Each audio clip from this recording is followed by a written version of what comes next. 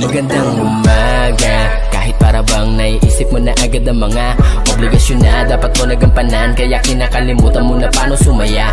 Tara kaibigan, mag-usap nga tayo, labas mo yung alak at saka yung baso, pati pulutan sa plato at yelo, kasama yung gulay na nasa tubo. O alam mo ba na mas marami pa ang masirap sa'yo kung nahihirapan ka? Marami nga dyang walang makain na tirahan, walang pamilya o merong kapansanan. Kaya sino tayo para magreklamo kung may masigit pa sa atin na problemado? Dahil dito sa mundo ng mga tao, di masama mangarap basta nakukontento. Tara tagay tayo, tapos hindi pumunta sa malayo sa walang may paki.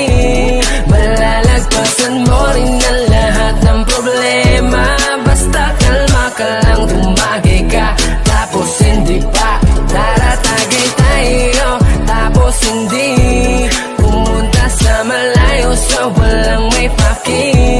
Malalagpasan mo rin ang lahat ng problema, basta kalma ka lang, tumagay ka, tapos hindi pa. Masarap na buhay ng tahimik at payapa, lalo na kapag malaya ang iyong kaisipan.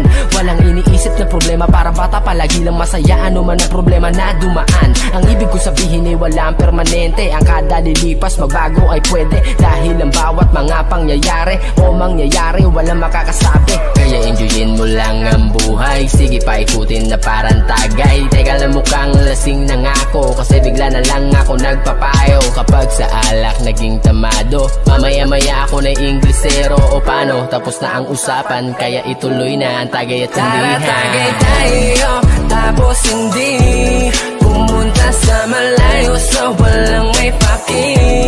Malalagpasan mo rin ang lahat ng problema, basta kalma ka lang, tumagay ka, tapos hindi pa. Tara tagay tayo, tapos hindi pumunta sa malayo sa walang may paki. Malalagpasan mo rin ang lahat ng problema, basta kalma ka lang, tumagay ka, tapos hindi pa.